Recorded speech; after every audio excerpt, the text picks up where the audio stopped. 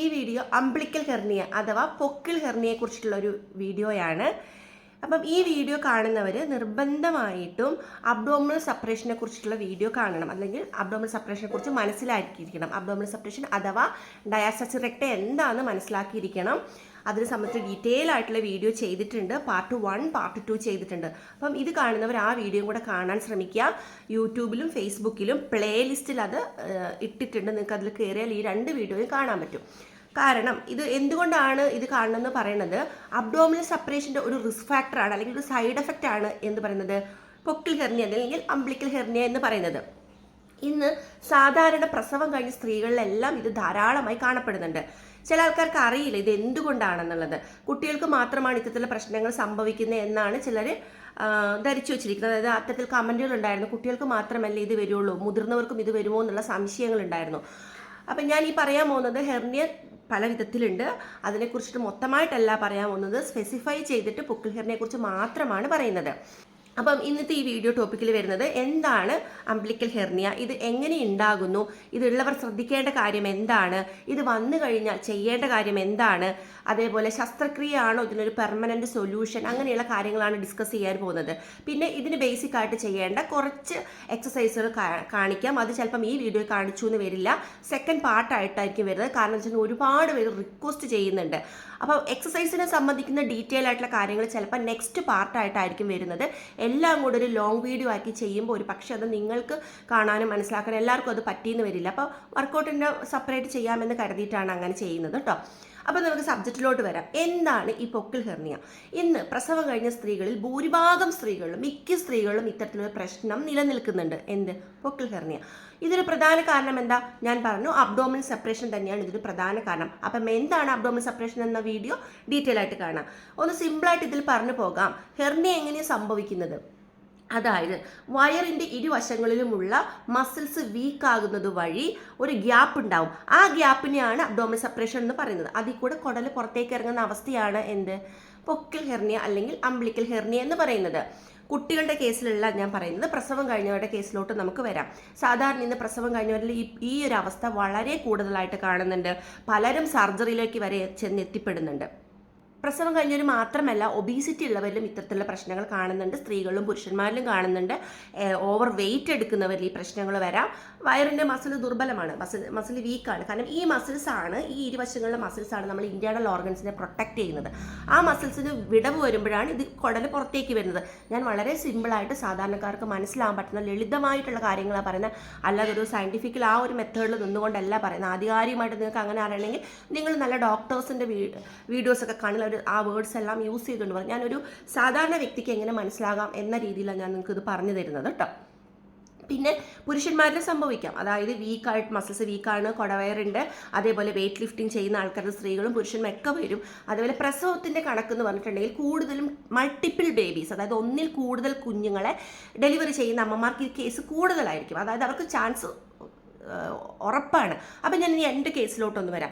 എനിക്ക് ഈ പറയുന്ന അംബ്ലിക്കൽ ഹെർണിയ സംഭവിച്ചു. ഞാനൊരു ഹെൽത്ത് കോച്ചാണ്, 10-11 വർഷത്തെ എക്സ്പീരിയൻസ് ഉണ്ട്. ഗർഭിണികൾക്കും പ്രസവ കുഞ്ഞുങ്ങൾക്കും ട്രെയിനിങ് കൊടുക്കുന്ന ഹെൽത്ത് കോച്ചാണ്. എന്നിട്ട് കൂടെ എനിക്കിത് വന്നു. അപ്പോൾ അങ്ങനെ ഹെൽത്ത് കോച്ച് ഇത് വരാൻ പാടില്ല എന്നുണ്ടോ? ഇല്ല. കാരണം എന്താ, ഞാനൊരു സ്ത്രീയാണ്. എൻ്റെ 3ാമത്തെ പ്രഗ്നൻസിയിലാണ് ഡെലിവറിക്ക് ശേഷമാണ് വന്നത്. 3ാമത്തെ ഡെലിവറി എനിക്ക് ട്വിൻ ബേബീസ് ആയിരുന്നു. അപ്പോൾ എന്തായിരുന്നു, ഒരുപാട് എൻലാർജ് ആയിരുന്നു ബെല്ലി. അബ്ഡോമിനൽ സെപ്പറേഷൻ വളരെ വലിയ രീതിയിലായിരുന്നു. എനിക്ക് തോന്നുന്നു 3-ൽ കൂടുതൽ ഫിംഗേഴ്സ്, എനിക്ക് 4 ഫിംഗറുള്ള ഗ്യാപ്പ്, 3-ൽ കൂടുതൽ എന്തായാലും ഉണ്ട്. അത്രയും ഗ്യാപ്പ് ഉണ്ടായിരുന്നു. സ്വാഭാവികമായിട്ട് ഒരു 60 ഡേയ്സ് കഴിഞ്ഞപ്പോൾ മുതൽ ഞാൻ ഒറ്റയ്ക്കാണ് എൻ്റെ കുഞ്ഞുങ്ങളെ മാനേജ് ചെയ്യുന്നതും ഒക്കെ. അപ്പം എനിക്കിത് സംഭവിച്ചിരുന്നു.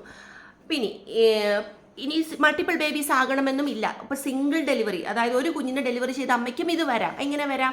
ആ അമ്മ ഭയങ്കരധികം ഒബീസാണ്, അമ്മയുടെ വയറിൻ്റെ മസിൽസിന് കട്ടിയില്ല, വളരെ വീക്കാണ്. ഡെലിവറിക്ക് ശേഷം എടുക്കുന്ന excess food, excess weight, gain ചെയ്യുന്ന എക്സസ് വെയിറ്റ്, അതെല്ലാം ഫലമായിട്ട് പറയുന്ന ഹെർണിയ സംഭവിക്കാം. മെയിനായിട്ട് സംഭവിക്കുന്നത് എന്താ? അപ്പം നിങ്ങൾക്ക് എന്ത് മനസ്സിലായി? അബ്ഡോമിനൽ റെക്ടസ്, അതായത് റെക്ടസ് മസിൽസ് എന്നറിയപ്പെടുന്ന സിക്സ് പാക്ക് മസിൽ വീക്ക് ആകുന്നത് വഴിയോ അത് ഗ്യാപ്പ് സംഭവിക്കുന്നത് വഴിയോ ആണ് ഇത് പുറത്തേക്ക് വരുന്നത്. അപ്പം അതിന് സിംഗിൾ ഡെലിവറിയിൽ ചിലപ്പോൾ സംഭവിക്കണില്ല. ചില ആൾക്കാർക്ക് 2-3 പ്രസവത്തിലേക്കായിരിക്കും സംഭവിക്കുക, ചിലർക്ക് ഒറ്റ പ്രസവത്തിൽ സംഭവിക്കുക, ചിലർക്ക് പ്രസവിക്കണം എന്നില്ല, ഒബീസിറ്റി ഉള്ള ടീനേജിലെ പിള്ളേർക്കും വരാം. അപ്പം മെയിനായിട്ട് സംഭവിക്കുന്നത് എന്താ, വയറിൻ്റെ മസിൽസ് ഗ്യാപ്പ് കൂടുന്നു, ഈ ഗ്യാപ്പിൽ കൂടെ കുടൽ പുറത്തേക്ക് ഇറങ്ങുന്നു എന്നുള്ളതാണ്. പിന്നെ ഇതിപ്പോൾ സി സെക്ഷൻകാർക്കും ചിലപ്പോൾ കൂടുതലായിട്ട് വരാം, വജൽ ബർത്തുള്ളവർക്ക് വരണം എന്നില്ല. കാരണം സി സെക്ഷൻകാർക്ക് മെയിൻലി ഓപ്പൺ ചെയ്ത് മസിൽസ് സെപ്പറേഷൻ കുറച്ച് കൂടുതലായിരിക്കും. ഇതൊരു ചാൻസ് ആണ് കേട്ടോ. ചിലർക്ക് വജൈനൽ ബർത്തുള്ളവർക്കും നല്ല രീതിയിൽ ഹെർണിയയുടെ പ്രശ്നങ്ങൾ സംഭവിക്കാറുണ്ട്. ഏത് കേസിൽ വേണമെങ്കിലും ഇത് വരാം. അത് അവരുടെ ബോഡി കണ്ടീഷൻ പോലെ ഇരിക്കും, അല്ലെങ്കിൽ നമ്മുടെ റെക്ടസ് മസിലിൻ്റെ സ്ട്രെങ്തൻ പോലെ ഇരിക്കും എന്നാണ് പറയുന്നത്. റിസ്ക് കൂടുതലുള്ള ആൾക്കാർ വരാൻ ചാൻസ് കൂടുതലുള്ള കേസാണ് ഞാൻ ഈ പറഞ്ഞത്, മൾട്ടിപ്പിൾ ഡെലിവറി ചെയ്യുന്ന അമ്മമാർക്ക് എന്നെ പോലെ. അതേപോലെ തന്നെ ഒബീസിറ്റി ആയിട്ട് നല്ല വയറൊക്കെ ഉള്ള ആൾക്കാർക്ക്, അത് സ്ത്രീകൾക്കും പുരുഷന്മാർക്കും വരാം. എക്സസ് വെയിറ്റ് എടുക്കുന്നവർക്ക്, ഈ ജിമ്മിലൊക്കെ പോയി വളരെ ഹെവി എക്യുപ്മെൻറ്റ്സ് എടുക്കുന്ന, വെയിറ്റ് ലിഫ്റ്റിംഗ് ഒക്കെ ചെയ്യില്ലേ, അത്തരക്കാർക്കും വരാം. അപ്പം അങ്ങനെ നിങ്ങൾ വലിയ വയറൊക്കെ ഉണ്ടെങ്കിൽ വയറ് കുറക്കണമെങ്കിൽ കുറേ അൺനെസസറി ആയിട്ടുള്ള കാര്യങ്ങൾ ചെയ്യരുത്. ഞാൻ അതിലേക്ക് പിന്നെ വരാം. അപ്പം നിങ്ങൾക്ക് മനസ്സിലായി കാണും ഇത് എന്തുകൊണ്ടാണ് ഇതുണ്ടാകുന്നത്, ആഫ്റ്റർ ഡെലിവറിക്ക് ശേഷം ഇത് എന്തുകൊണ്ടുണ്ടാകുന്നു, അല്ലെങ്കിൽ ഇപ്പോൾ ഡെലിവറി ചെയ്യാത്ത ഒരാളാണെങ്കിൽ ഇത് എന്തുകൊണ്ടുണ്ടാകുന്നു നിങ്ങൾക്ക് വ്യക്തമായിട്ട് മനസ്സിലായിട്ടുണ്ടാകും. നമുക്കിതിനി എങ്ങനെ മനസ്സിലാക്കാം? നമുക്കിത് സെൽഫ് ടെസ്റ്റ് ആണ്, നമുക്ക് സെൽഫായിട്ട് ഇത് മനസ്സിലാക്കാൻ പറ്റും. എൻ്റെ കേസിൽ ഞാൻ മനസ്സിലാക്കിയത് എനിക്കൊരു 1.5 വർഷം കഴിയുമ്പോഴത്തേനും ഈ പുക്കിളിൻ്റെ ഒരു അബ്നോർമാലിറ്റി കണ്ടിട്ട് ഒരു ബഡ്ജിങ് അത്ര സുഖമല്ലാത്ത രീതിയിൽ തോന്നി. സാധാരണ നമുക്ക് പ്രഗ്നൻസിയുടെ ലാസ്റ്റ് സമയമൊക്കെ ആകുമ്പോഴത്തേനും നമ്മുടെ പുക്കിൾ പുറത്തേക്ക് നന്നായിട്ട് വരും. ഡെലിവറി കഴിയുമ്പോൾ തനിയെ ഉള്ളിലോട്ടല്ലേ, കുറച്ച് നാൾ കഴിഞ്ഞ് തനിയെ പോകും. എൻ്റെ കേസിൽ 1.5 വർഷമായിട്ട് തനിയെ പോയിട്ടിരുന്നില്ല. ഒരു വർഷത്തിന് ശേഷമാണ് ഞാൻ അബ്ഡോമിനൽ ടെസ്റ്റ് പെൽവിക് സ്കാൻ എടുത്തപ്പം അതിനകത്ത് ഹെർണി ഉണ്ടായിരുന്നു. അപ്പം അതിന് മുമ്പേ എനിക്ക് മനസ്സിലായിരുന്നു ഇത് ഉണ്ട് എന്നുള്ളത്. കാരണം ഒരു ഹെൽത്ത് കോച്ചാണ് ഈ ഫീൽഡിൽ നിൽക്കുന്ന കാരണം ഉണ്ടായിരുന്നു. അപ്പം ഇത് കറക്റ്റ് ചെയ്യാൻ എന്നെക്കൊണ്ട് പറ്റാത്തത് അതെന്ന് ഞാൻ പിന്നീട് പറയാം കേട്ടോ. അത് എന്തുകൊണ്ടായിരുന്നു എനിക്ക് 1 വർഷം വരെ പറ്റാതിരുന്നതെന്ന് എനിക്കൊന്ന് എന്നെ ഫോളോ ചെയ്യുന്ന കുറച്ച് ആൾക്കാർക്ക് അറിയാം എൻ്റെ അവസ്ഥ എന്താണെന്നുള്ളത്. അപ്പോൾ സ്കാൻ എടുത്തു, അതിനുശേഷം കണ്ടു. പിന്നെ ഇപ്പോൾ തന്നെ നിലവിലെ പ്രസൻറ്റ് കണ്ടീഷനും കൂടെ പറയാം. ഇപ്പോൾ എനിക്ക് ഹെർണിയ, അതായത് അങ്ങനെ ആ ബഡ്ജിങ് എല്ലാം കംപ്ലീറ്റ് മാറി പുക്കിൾ നോർമലി ഉള്ളിലോട്ട് പോയി. ഇനി സ്കാൻ എടുക്കുമ്പോഴാണ് ഹെർണിയ ഏത് സ്റ്റേജാണ് എനിക്ക് പറയാൻ പറ്റില്ല. ഞാൻ ഇപ്പോഴൊന്നും എടുക്കില്ല, ഒരു 2-3 ഇയർ കറക്റ്റായിട്ട് എൻ്റെ കോർ മസിൽ സ്ട്രെങ്തനാക്കിയ ശേഷം ഞാൻ എടുക്കുന്നുള്ളൂ. ഓക്കെ, അപ്പോൾ ഇത് നമുക്ക് എങ്ങനെ മനസ്സിലാക്കാം? ഈ പറയുന്ന പോലെ നിങ്ങൾക്ക് അസാധാരണമായിട്ടൊരു ബഡ്ജിങ് ഉണ്ട്, പുറത്തോട്ട് ഉന്തി നിൽക്കുന്നുണ്ട് നല്ല രീതിയിൽ, അത് തിരിച്ച് റിട്ടേൺ ഉള്ളിലോട്ട് പോകുന്നില്ല, നിങ്ങൾക്ക് സ്വെല്ലിംഗ് ഉണ്ട്, നിങ്ങൾക്ക് പെയിൻ ഉണ്ട്, ഇടയ്ക്കിടയ്ക്ക് കുത്തി വേദന ഉണ്ടെങ്കിൽ നിങ്ങൾ ഉറപ്പിക്കാൻ നിങ്ങൾക്കത് ഹെർണിയാണ്. ഇനി നിങ്ങൾ അങ്ങനെ ഒരു കാൽക്കുലേഷനിൽ ഇരിക്കരുത്. നിങ്ങൾ എന്ത് ചെയ്യണം? ഡോക്ടറെ കണ്ടിട്ട് നിങ്ങൾ പെൽവി സ്കാൻ എടുക്കുക. സ്കാൻ റിപ്പോർട്ടിൽ അത് വ്യക്തമായിട്ട് നിങ്ങൾക്ക് മനസ്സിലാക്കാൻ പറ്റും. ബാക്കിയുള്ള ഒരുപാട് മാർഗ്ഗങ്ങളുണ്ട്, പക്ഷേ സിമ്പിളായിട്ടുള്ള കാര്യം ഞാൻ ഈ പറഞ്ഞിരുന്നത്. സ്കാൻ എടുത്തു കഴിയുമ്പോൾ നിങ്ങൾക്ക് ഹെർണി ഉണ്ടെന്ന് മെൻഷൻ ചെയ്യും. ചിലപ്പം അതിൻ്റെ ഗ്രേഡുകൾ മെൻഷൻ ചെയ്യും. സർജറി അല്ലാതെ കറക്റ്റ് ചെയ്യാൻ സാധിക്കുമോ? ഹെർണിയ കറക്റ്റ് ചെയ്യാൻ സാധിക്കുമോ? അംബ്ലിക്കൽ ഹെർണിയ തീർച്ചയായിട്ടും കറക്റ്റ് ചെയ്യാൻ സാധിക്കും. പക്ഷെ അതിന് നിങ്ങൾക്ക് ക്ഷമ വേണം. അല്ലാതെ നിങ്ങൾക്ക് 1 മാസം കൊണ്ടോ 2 മാസം കൊണ്ടോ നിങ്ങൾക്ക് ഇത് നേടിയെടുക്കാൻ പറ്റുന്ന കാര്യമേ അല്ല. നിങ്ങൾക്ക് അങ്ങനെ ഒരു അവസ്ഥയുണ്ട്, അതിൻ്റെ അവസ്ഥ തീവ്രമല്ല എന്നുണ്ടെങ്കിൽ നിങ്ങൾക്ക് ഇത് കറക്റ്റ് ചെയ്യാൻ സാധിക്കും. അതിലേക്ക് ഡീറ്റെയിൽ ആയിട്ട് വരാം. ചിലപ്പോൾ പാർട്ട് 2-ലായിരിക്കും കേട്ടോ പറയുന്നത്. ഇനി ഇത് എങ്ങനെയാണ്, ഒരു അപകടാവസ്ഥയിലാണോ ഹെർണി ഉള്ളതെന്ന് എങ്ങനെ മനസ്സിലാക്കുക വെച്ചാൽ, തുടക്കമാണോ അല്ലാന്നുണ്ടെങ്കിൽ ഇതിൻ്റെ സ്റ്റേജ് ഗ്രേഡ് കൂടിയിട്ടുണ്ടോ ഇല്ലയോ എന്ന് എങ്ങനെ മനസ്സിലാക്കുക ചോദിച്ചാൽ, നിങ്ങൾക്ക് ഇതിൻ്റെ അവസ്ഥ ഭയങ്കരധികം വലിയ രീതിയിൽ ബഡ്ജിങ് ഉണ്ട്, നല്ല പെയിൻ ഉണ്ട്, കളർ ചേഞ്ച് ഉണ്ട്, ഓക്കാനമുണ്ട്, ഛർദി വരുന്നു, ഫീവർ ഉണ്ട് ഇടയ്ക്കിടയ്ക്ക്, ഇങ്ങനെയൊക്കെ ഉണ്ടെന്നുണ്ടെങ്കിൽ തീർച്ചയായിട്ടും നിങ്ങൾ പെട്ടെന്ന് തന്നെ ഡോക്ടറെ വിസിറ്റ് ചെയ്യണം, ഡോക്ടേഴ്സിൻ്റെ ഒപ്പീനിയൻ എടുക്കണം. ഒരു പക്ഷേ അത്തരം കേസിൽ നിൽക്കുന്ന ഒരു വ്യക്തിയാണെന്നുണ്ടെങ്കിൽ നിങ്ങൾക്ക് സർജറി അല്ലാതെ വേറെ ഓപ്ഷൻ ഉണ്ടാകില്ല. കാരണം അതിൻ്റെ അവസ്ഥ കൂടിയെന്നാണ്. അതായത് ആ ഒരു കുടലിന് ഡാമേജ്, പുറത്തേക്ക് ഇറങ്ങിയ സാധനത്തിന് ബ്ലഡ് സർക്കുലേഷൻ കട്ടായി അതിനവിടെ ഡാമേജ്, ടിഷ്യൂകൾക്ക് ഡാമേജ് സംഭവിക്കുന്നതിന് ഭാഗമായിട്ടാണ് ഈ പറയുന്ന കളർ ചേഞ്ചും വീക്കവും പറയുന്ന നമുക്ക് മറ്റുള്ള സിംറ്റംസും ഉണ്ടാകുന്നത്. അപ്പം അത് നമുക്ക് സർജറിയുടെ ആവശ്യം വരും. ഇനി ഇത് തുടക്കമാണ്, അല്ലെങ്കിൽ ഇത് കുറച്ച് ഇതായാൽ തന്നെ ഈ പറയുന്ന സിംറ്റംസ്, ഈ പറയുന്ന കളർ ചേഞ്ചസോ മറ്റു ബുദ്ധിമുട്ടുകളോ ഒന്നും നിങ്ങൾക്ക് ഇല്ലാന്നുണ്ടെങ്കിൽ നിങ്ങൾക്കിത് വ്യായാമം വഴി കറക്റ്റ് ചെയ്യാം. പിന്നെ പെട്ടെന്ന് തന്നെ സർജറിയിലോട്ടല്ല നിങ്ങൾ പോകേണ്ടത്. സർജറി ഇതിനൊരു 100% ഒരു പരിഹാരമാണെന്ന് ഒരു ഡോക്ടേഴ്സും പറയില്ല. ഇനി അത്തരത്തിലുള്ള ഡോക്ടേഴ്സ് പറയുക സർജറി മാത്രമേ ഇതിനൊരു സൊല്യൂഷൻ ഉള്ളൂ എന്ന് പറഞ്ഞാൽ ഞാൻ അതിനെ തീർച്ചയായിട്ടും എതിർക്കും. കാരണം ഞാൻ ഹെൽത്ത് കോച്ചാണ്, ഞാൻ ഈ അവസ്ഥയോടെ കടന്നു പോന്നിട്ടുള്ള ഒരാളാണ്. മാത്രമല്ല ഈ അവസ്ഥയിലുള്ളവർക്ക് ട്രെയിനിങ് കൊടുക്കുന്ന ഒരു വ്യക്തിയാണ്. അപ്പോൾ ഇതിൻ്റെ തീവ്രാവസ്ഥ ഇല്ല എന്നുണ്ടെന്നുണ്ടെങ്കിൽ നിങ്ങൾ എന്താ ചെയ്യേണ്ടത്? എക്സസൈസ് വഴി തന്നെയാണ് നിങ്ങൾ കറക്റ്റ് ചെയ്യേണ്ടത്. പിന്നെ ചിലർ ഒരു സംശയങ്ങൾ ചോദിക്കാറുണ്ട്, അബ്ഡോമിനൽ ബൈൻഡർ, അതായത് നമ്മൾ യൂസ് ചെയ്യുന്ന ബെൽറ്റ് ഇതിന് ഹെർണിയയ്ക്ക് ഒരു പരിഹാരമാണോ എന്നുള്ളത്. നിങ്ങൾ ഒന്ന് മനസ്സിലാക്കുക, നിങ്ങളുടെ കോർ മസിൽസ് സ്ട്രെങ്തനിങ് അല്ലാത്തത് കൊണ്ടാണ്, അതായത് റെക്ടസ് മസിൽ സ്ട്രെങ്തനിങ് അല്ലാത്തത് കൊണ്ടാണ് നിങ്ങൾക്ക് ഹെർണിയ വന്നിരിക്കുന്നത് അല്ലേ. അപ്പം ഈ റെക്ടസ് മസിലിനെ സ്ട്രെങ്തനിങ് ആക്കാതെ ഈ പ്രശ്നത്തിൽ നിന്ന് നിങ്ങൾക്ക് റിക്കവറി നേടാൻ സാധിക്കുമോ? പെർമനൻ്റ് ഒരു സൊല്യൂഷൻ നിങ്ങൾക്ക് വേണോ? നിങ്ങൾ റെക്ടസ് മസിൽ സ്ട്രെങ്തനിങ് ആക്കണം. റെക്ടസ് മസിൽ സ്ട്രെങ്തനിങ് ആക്കാൻ നിങ്ങൾക്ക് എന്താ ഹെൽപ്ഫുൾ ആവുന്നത്? കറക്റ്റ് ആയിട്ടുള്ള ഫിസിക്കൽ ആക്ടിവിറ്റി, എക്സസൈസ് ആണ്. എക്സസൈസ് എന്ന് പറയുമ്പോൾ നിങ്ങൾ ഓടിപ്പോയി ചാടി വയറ് കുറയാനുള്ള എക്സസൈസ് അല്ല ചെയ്യേണ്ടത്. അത് നിങ്ങൾ വളരെ കെയർഫുൾ ആയിട്ട് മനസ്സിലാക്കേണ്ട ഒരു കാര്യമാണ്, തിരിച്ചറിയേണ്ട ഒരു കാര്യമാണ്. ഓക്കെ, സർജറി ഇപ്പോൾ ഒരു ഡോക്ടർ പറഞ്ഞു, നിങ്ങൾ ഓടിപ്പോയി സർജറി ചെയ്യാതെ നിങ്ങൾ 2-3 ഡോക്ടേഴ്സിൻ്റെ ഒപ്പീനിയൻ എടുത്തിട്ട് നിങ്ങൾ കൃത്യമായിട്ട് മനസ്സിലാക്കുക. 1, 2, 3 ഡോക്ടേഴ്സിൻ്റെ വ്യക്തമായ ഒപ്പീനിയൻ എടുത്ത ശേഷം നിങ്ങൾ സർജറിക്ക് പോവുക. ഇത്രയും സിംറ്റംസ് വഷളാണെങ്കിൽ മാത്രമേ നിങ്ങൾ സർജറിയിലോട്ട് പോകേണ്ട ആവശ്യം ഇവിടെ വരുന്നുള്ളൂ. അല്ലാത്ത പക്ഷം നിങ്ങൾക്ക് ഇത് വ്യായാമവും ലൈഫ് സ്റ്റൈലും കറക്റ്റ് ചെയ്തുകൊണ്ട് നിങ്ങൾ കറക്റ്റ് ചെയ്യേണ്ട ഒരു സാധനമാണ്. പിന്നെ ഈ പറഞ്ഞ പോലെ ബെൽറ്റ് നിങ്ങൾക്ക് പ്രൊട്ടക്ഷന് സഹായിക്കും. അതായത് പെർമനൻ്റ്ലി നിങ്ങൾക്ക് ഹെർണിയ എന്ന് പറഞ്ഞ അവസ്ഥ പോകാനൊന്നും ബെൽറ്റ് സഹായിക്കത്തില്ല. ഈ ബെൽറ്റ് ഒരു പ്രൊട്ടക്ഷൻ എന്ന് പറയുമ്പോൾ നിങ്ങൾക്ക് ഭയങ്കര ചുമയുണ്ട്, കണ്ടിന്യൂസ് നമുക്ക് ചുമയ്ക്കുക, അതേപോലെ തന്നെ നമ്മൾ കുനിഞ്ഞു നിവർന്നുള്ള ജോലികൾ ചെയ്യുക, ഇങ്ങനെയുള്ള ആക്ടിവിറ്റീസ്, വെയിറ്റ് ലിഫ്റ്റ് ചെയ്യുക, ഇങ്ങനെയുള്ള ആക്ടിവിറ്റീസ് ചെയ്യുമ്പോഴാണ് ഇതിൻ്റെ അവസ്ഥ വഷളാകുന്നത്. അപ്പം നിങ്ങൾക്ക് വളരെയധികം ചുമ വരുന്നു, അല്ലെങ്കിൽ കുനിഞ്ഞു നിവർന്നൊക്കെ നിങ്ങൾക്ക് ജോലികൾ ചെയ്യേണ്ടി വരുന്ന സമയത്ത് നിങ്ങൾ ഈ അബ്ഡോമിനൽ ബൈൻഡർ കെട്ടി നിങ്ങൾ ചെയ്യാന്നുണ്ടെങ്കിൽ നിങ്ങൾക്ക് ഈ ഇത് പുറത്തോട്ട് ഇറങ്ങി ആ ഒരു സപ്പോർട്ട് ഉണ്ടാവും നിങ്ങൾക്ക്. അത്ര മാത്രമേ ഉള്ളൂ. അപ്പം ജസ്റ്റ് ഈ ബെൽറ്റ് കെട്ടുകയാണെങ്കിൽ ഇവിടെ ഒരു സപ്പോർട്ട് നിങ്ങൾക്ക് വരുന്നുള്ളൂ. അല്ലാത്ത പക്ഷം ഈ പറയുന്ന മസിൽസിനെ സ്ട്രെങ്തനിങ് ആക്കാനോ വയറ് കുറയാനോ ഈ പറഞ്ഞ ഹെർണിയനെ കംപ്ലീറ്റ് ആയിട്ട് ക്യൂർ ചെയ്യാനോ ഒന്നും പറ്റത്തില്ല. അത്തരമുള്ള വ്യാജ പരസ്യ പ്രചരണങ്ങളിൽ നിങ്ങൾ ചെന്ന് പെടാതിരിക്കുക.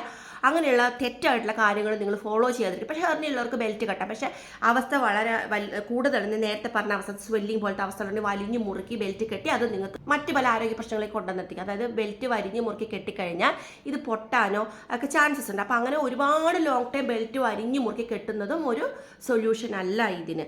ഇതിനുള്ള ഏറ്റവും ഒരു സിമ്പിൾ സൊല്യൂഷൻ എന്ന് പറഞ്ഞാൽ ലോങ് ടൈം നല്ല ക്ഷമയോടുകൂടി സിസ്റ്റമാറ്റിക് ആയിട്ട് ഇതിന് വേണ്ടുന്ന കൃത്യമായിട്ടുള്ള കാര്യങ്ങൾ പ്രാക്ടീസ് ചെയ്ത് എക്സസൈസ് ചെയ്ത് ഈ അവസ്ഥയെ ഓവർകം ചെയ്യുക തന്നെയാണ് വേണ്ടുന്നത്. മെഡിസിൻ ഇതിനൊരു സപ്പോർട്ട് നൽകാൻ നിങ്ങൾക്ക് സാധിക്കത്തില്ല. മെഡിസിൻ ഇല്ല ഇതിന്. മെഡിസിൻ ഒരു കംപ്ലീറ്റ് സൊല്യൂഷൻ അല്ല, സർജറി ഒരു കംപ്ലീറ്റ് സൊല്യൂഷൻ അല്ല. നമുക്ക് സർജറി ഭയങ്കര ഈസി, എല്ലാവർക്കും വളരെ ബുദ്ധിമുട്ടുള്ളൊരു കാര്യം എന്താ? എക്സസൈസ് ചെയ്ത് നിങ്ങളുടെ ആരോഗ്യ പ്രശ്നങ്ങളെ കുറയ്ക്കാൻ നിങ്ങൾക്ക് ആർക്കും അത്ര ഇഷ്ടമുള്ളൊരു കാര്യമല്ല. കാരണം ഞാൻ ഈ പറയുന്നത് ഇപ്പം ഞാൻ ഈ സബ്ജക്റ്റുകളെ കുറിച്ച് സംസാരിച്ച് ഞാൻ ഈ ഫീൽഡിൽ നിൽക്കുന്ന ഒരു ഹെൽത്ത് കോച്ചാണെന്ന് മനസ്സിലാക്കി എൻ്റെ വീഡിയോയും എൻ്റെ അവസ്ഥയൊക്കെ കണ്ടിട്ട് ധാരാളം പേര് എന്നെ കോൺടാക്ട് ചെയ്തു. അതിൽ ഭൂരിഭാഗം പേർക്കും അംബ്ലിക്കൽ ഹെർണിയ പറഞ്ഞ അവസ്ഥയുണ്ട്, പൊക്കിൾ ഹെർണിയ എന്ന് പറഞ്ഞ അവസ്ഥയുണ്ട്. ഇവർക്ക് ആർക്കും എക്സസൈസിനെ കുറിച്ച് പറയും അത്ര ഒരു വളരെ സില്ലിയായിട്ട് ഇവർ കാണുന്നത്. എൻ്റെ അടുത്ത് എൻക്വയറി ചെയ്ത ആൾക്കാരെ എനിക്കറിയാം. ഒരു 1.5 വർഷം നിങ്ങൾ ക്ഷമയോടുകൂടി സിസ്റ്റമാറ്റിക് ആയിട്ട് ചെയ്യണം എന്ന് പറഞ്ഞാൽ അവർക്ക് അതിന് പറ്റില്ല. അവർ പിന്നെ ഓപ്ഷൻ എന്താണെന്ന് പറയുക, സർജറി ഈസി അല്ല, നിങ്ങൾക്ക് ഒന്നും അറിയണ്ടല്ലോ അല്ലേ. നിങ്ങൾക്ക് പൈസ ഉണ്ടെങ്കിൽ കുറച്ച് പൈസ മുടക്കി നിങ്ങളൊരു സർജറി ചെയ്യുന്നു, നിങ്ങൾക്ക് ഇതിൽ നിന്നുള്ള ഒരു റിക്കവറി കിട്ടുമെന്നാണ് നിങ്ങളുടെ വിശ്വാസം. ഒരിക്കലുമില്ല. ഇതും ഒരു പെർമനന്റ് സൊല്യൂഷനേ അല്ല. സർജറി ചെയ്താലും ആ കേസിൽ വീണ്ടും വരും. നിങ്ങളുടെ പ്രശ്നം എന്താണെന്ന് ആദ്യം നിങ്ങൾ മനസ്സിലാക്കുക. നിങ്ങൾക്ക് കണ്ടിന്യൂസ് ചുമയുള്ള ഒരു വ്യക്തിയാണോ, നിങ്ങൾ വെയിറ്റ് ലിഫ്റ്റ് ചെയ്യുന്ന ഒരു വ്യക്തിയാണോ, നിങ്ങളുടെ വയറിൻ്റെ മസിൽ വളരെ വീക്കാണോ, ആ മസിൽ സ്ട്രെങ്തനിങ് ടോണിങ് ഇല്ലാത്തൊരു വ്യക്തിയാണെങ്കിൽ നിങ്ങൾ സർജറി ചെയ്തുകൊണ്ട് എന്താ കാര്യം? പിന്നെ മസിൽ സ്ട്രെങ്തനിങ് ടൈറ്റനിങ് സർജറീസ് ഉണ്ടെന്ന് പറയുന്നു. എക്സസൈസ് ചെയ്യുന്ന ബെനിഫിറ്റ് ഒന്നും ഈ ഒരു സർജറിക്ക് ഒരിക്കലും കിട്ടില്ല. അത് 100% ഗ്യാരണ്ടി ആയിട്ട് ഞാൻ പറയുന്നു. കാരണം ഒരു എക്സസൈസിന് അത്രയും പ്രാധാന്യമുണ്ട്. ഞാൻ നിങ്ങൾക്ക് നൽകുന്ന വിഷൻ ഒരു സർജറിയിലോട്ട് എടുത്തുപോയി ചാടാതെ ഒരു സർജറി ചെയ്യേണ്ട അവസ്ഥയിലേക്ക് അല്ലെങ്കിൽ ഒരു സിമ്പിൾ ആയിട്ടുള്ള കാര്യത്തിനെ വലുതാക്കിക്കൊണ്ടൊരു സർജറിയിലോട്ട് നിങ്ങൾ പോകരുത്. അതിൻ്റെതായ ആരോഗ്യ പ്രശ്നങ്ങൾ ധാരാളമുണ്ട്. അതിൽ വെൽ എക്സ്പെർട്ട് ആയിട്ടുള്ള ഡോക്ടേഴ്സ് തന്നെ അതിനെക്കുറിച്ച് സംസാരിക്കുന്നുണ്ട്. വരും ദിവസങ്ങളിൽ ഞാൻ അവരുടെ വീഡിയോയും എൻ്റെ വീഡിയോയും റിയാക്ഷൻ വീഡിയോ അയച്ചിട്ട് ഞാൻ അവർ പറയുന്ന കാര്യങ്ങൾ നിങ്ങൾക്ക് വ്യക്തമായിട്ട് മനസ്സിലാക്കി തരും. കാരണം ഒരു ഹെൽത്ത് കോച്ച് വന്നിട്ട് ഇത്രയും കാര്യങ്ങൾ പറയുമ്പോൾ കൂടെ നിങ്ങൾക്ക് വിലയുണ്ടാവില്ല. പക്ഷേ ഇതിൽ എക്സ്പെർട്ട് ആയിട്ടുള്ള ഡോക്ടേഴ്സ് പറയുമ്പോൾ നിങ്ങൾക്ക് അത് അംഗീകരിക്കാൻ പറ്റുമോ? അംഗീകരിക്കാൻ പറ്റുന്നുള്ളവർ അംഗീകരിക്കുക. അപ്പോൾ ഇനി ഇത്തരത്തിലുള്ള പ്രശ്നങ്ങളില്ല, ഇതിന് നിസ്സാരവൽക്കരിച്ച് കാണാതിരിക്കുക. ഇതെന്നല്ല, നമ്മൾ പ്രഗ്നൻസി ഡെലിവറിക്ക് ശേഷമുള്ള ആരോഗ്യ പ്രശ്നങ്ങൾ നിങ്ങൾ ദയവ് ചെയ്ത് നിസ്സാരവൽക്കരിക്കല്ലേ. ഒരു പ്രസവം കഴിയുമ്പോഴത്തേനും തൻ്റെ കുഞ്ഞാണ് എന്നും പറഞ്ഞുകൊണ്ട് സ്വന്തം ശരീരവും ആരോഗ്യം നോക്കാണ്ട് ആ കുഞ്ഞിന് പുറകെ മാത്രം നിങ്ങൾ ആയിക്കഴിഞ്ഞാൽ നിങ്ങൾക്കിവിടെ സംഭവിക്കുന്ന പലതരത്തിലുള്ള ആരോഗ്യ പ്രശ്നങ്ങളുണ്ട്. ആ പ്രശ്നങ്ങൾ ഇതൊരു ഹെൽത്ത് കോംപ്ലിക്കേഷൻസാണ്. അപ്പോൾ ഹെർണിയ ഉണ്ടെന്നുണ്ടെങ്കിൽ മെയിൻലി സംഭവിക്കുന്ന പ്രശ്നങ്ങൾ എന്താ? എന്തായിരിക്കും? ഈ പറയുന്ന സർജറി പോലുള്ള പ്രശ്നങ്ങളോട്ട് വരാം. മാത്രമല്ല ഇതാണ് മെയിനായിട്ട്, ഇത് പൊട്ടിയൊക്കെ കഴിഞ്ഞാൽ ഭയങ്കര അപകടമാണ്. പിന്നെ ഇത് പെൽവിക്സ്, ഈ പറയുന്ന അബ്ഡോമിനൽ സെപ്പറേഷൻ ഉള്ള അവസ്ഥ, അബ്ഡോമിനൽ സെപ്പറേഷൻ ഒരുപാട് കോംപ്ലിക്കേഷൻസ് ഉണ്ട്. അതിൽ വരുന്ന മെയിൻ കോംപ്ലിക്കേഷൻസ് ആണ് ഹെർണിയ എന്ന് പറയുന്നത്. മനസ്സിലാവുന്നുണ്ട്? അപ്പോൾ ഇത് നിങ്ങൾക്ക് എന്തുകൊണ്ട് സംഭവിക്കുന്നു, ഇതെങ്ങനെ മനസ്സിലാക്കാം, ഇതെങ്ങനെ തിരിച്ചറിയാം, അതേപോലെ തന്നെ സർജറി ആണോ ഇതിനൊരു പരിഹാരം എന്നുള്ളതിന് ഞാൻ ഡീറ്റെയിൽ ആയിട്ട് കുറച്ച് എക്സ്പ്ലനേഷൻ തന്നു.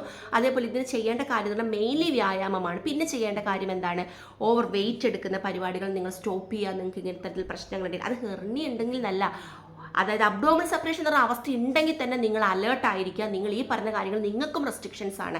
അൺനെസസറി ആയിട്ടുള്ള അൺവാണ്ടഡ് ആയിട്ടുള്ള എക്സസൈസുകൾ നിങ്ങൾ ചെയ്യരുത്. ഇതുകൊണ്ടും നിങ്ങൾക്ക് ഹെർണിയ ഇല്ല എന്നുണ്ടെങ്കിൽ അംബ്ലിക്കൽ ഹെർണിയ വരും, ഷുവറാണ്. അത് ഈ അൺവാണ്ടഡ് അൺഹെൽത്തി അല്ലെങ്കിൽ അൺനെസസറി ആയിട്ടുള്ള ഫിസിക്കൽ ആക്ടിവിറ്റി മറ്റേ ഹെർണിയയ്ക്കും ബാധ, അതായത് മറ്റു തരത്തിലുള്ള ഹെർണിയയ്ക്കും ഇത് പാടില്ല.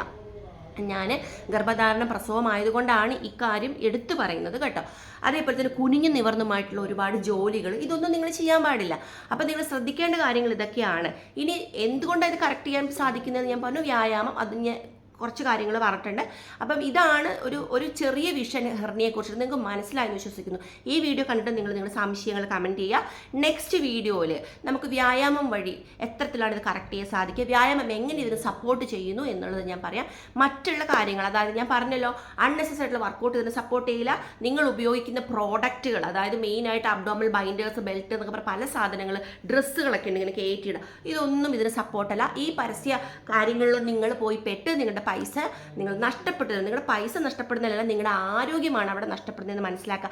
സർജറിയെ കുറിച്ച് നിങ്ങൾ മനസ്സിലാക്കുക. എടുത്തു ചാടി സർജറി ചെയ്താൽ എല്ലാം തികഞ്ഞു എന്നല്ല, നിങ്ങൾക്ക് എല്ലാം ലഭിച്ചു എന്നല്ല. സർജറിക്ക് ആഫ്റ്റർ എഫക്റ്റ് അതിൻ്റെ കോംപ്ലിക്കേഷൻസ് വരും. കാരണം നിങ്ങൾ ഒരുപാട് സർജറീസ് വയറിലാണ് ചെയ്യുന്നതെന്നുണ്ടെങ്കിൽ അത് ദോഷം തന്നെയാണ്. ടമ്മി ടക്ക് സർജറി മസിൽ സ്ട്രെങ്തനിങ് ആണ്. ഇവർ അവകാശപ്പെടുന്ന ലൈഫ് ലോങ് നമ്മുടെ മസിൽസ് ഇവിടെ സ്ട്രെങ്തനിങ് ആയിട്ടിരിക്കുമോ? നമ്മൾ സ്ത്രീകളാണ്, നമ്മൾ ഡെലിവറി കഴിയുമ്പോൾ തന്നെ നമുക്ക് ഏറ്റവും കൂടുതൽ നമ്മുടെ മസിൽസ് വീക്ക് ആവാനും ഗ്യാപ്പ് വരാനുള്ള ചാൻസസ് ഉണ്ട്. കൂടാതെ പെൽവിക്സ് വീക്കാനുള്ള അവസ്ഥകളുണ്ട്. ഈ അവസ്ഥയൊക്കെ കവർ ചെയ്യണം. അല്ലാണ്ട് ചുമ്മാ ഡെലിവറി കഴിഞ്ഞ് വയറ് കുറഞ്ഞെന്ന് പറഞ്ഞാൽ എന്തെങ്കിലും ചെയ്യുന്നതിനെ അല്ല. അപ്പം നമുക്ക് പ്രായമാകും തോറും നമ്മുടെ മസിൽസ് വീക്കായിട്ടാണ് വരുന്നത്. ഒരു സർജറി ചെയ്ത് അവിടെ കൂടെ മസിൽസ് ടൈറ്റൻ ആക്കിയ പ്രായമാകുമ്പോഴും ഇത് അഫക്ട് ചെയ്യുന്നത് നിങ്ങൾ ബുദ്ധിയോട് മനസ്സിലാക്കുക. അപ്പം നിങ്ങൾ ലൈഫ് ലോങ് ഒരു റുട്ടീൻ പോലെ സ്ത്രീകൾ ഇത് ചെയ്യാൻ തയ്യാറായിരിക്കണം. മനസ്സിലായോ? അല്ലാതെ നമ്മൾ ഒരു ഷോർട്ട് ടൈമിന് വേണ്ടിയിട്ട് ഒരു 3 മാസം എന്തെങ്കിലും ചെയ്യുന്നു, അപ്പൊക്കെ എനിക്ക് ഇത് ഓവർകം ചെയ്യാൻ പറ്റും. സർജറി ടക്ക്, നമ്മൾ പോണു, പൈസ കൊടുക്കുന്നു, സർജറി ചെയ്യുന്നു, കഴിഞ്ഞു. പക്ഷെ നിങ്ങൾ മനസ്സിലാക്കേണ്ടത്, നിങ്ങൾക്ക് ആ ഒരു ഷോർട്ട് ടൈമിലൊക്കെയാണോ നിങ്ങൾക്കൊരു ആൻസർ കിട്ടേണ്ടത്? ജീവിതം മുന്നോട്ട് കിടക്കുക, ലോങ് ടൈം നിങ്ങൾക്ക് പോകണം. പ്രായമാകും തോറും മസിൽസ് വീക്കാകുക. അപ്പം ഇവിടെ ഒരു പ്രധാന പ്രതിവിധി എന്താ? നമ്മുടെ അബ്ഡോമിനൽ സെപ്പറേഷൻ്റെ ഗ്യാപ്പ് കുറച്ച് മസിൽ സ്ട്രെങ്തനിങ് ടോണിങ് നൽകി ചെറിയ അവസ്ഥയിലാണ് ഈ ഹെർണിയ നിൽക്കുന്നതെങ്കിൽ തിരിച്ച് ഹെർണിയെ ഉള്ളിലോട്ട് വിടുക. അതായത് കുടൽ ഉള്ളിലോട്ട് പോകും. അപ്പോൾ അതിനെക്കുറിച്ച് ഡീറ്റെയിൽ ആയിട്ട് കാര്യങ്ങൾ വ്യക്തമാക്കുന്നതാണ്. ഒരുവിധ പോയിന്റ് ഞാൻ കവർ ചെയ്തു എന്ന് വിശ്വസിക്കുന്നു. നിങ്ങൾക്ക് എന്തെങ്കിലും സംശയങ്ങളുണ്ടെങ്കിൽ എന്നോട് ചോദിക്കാം.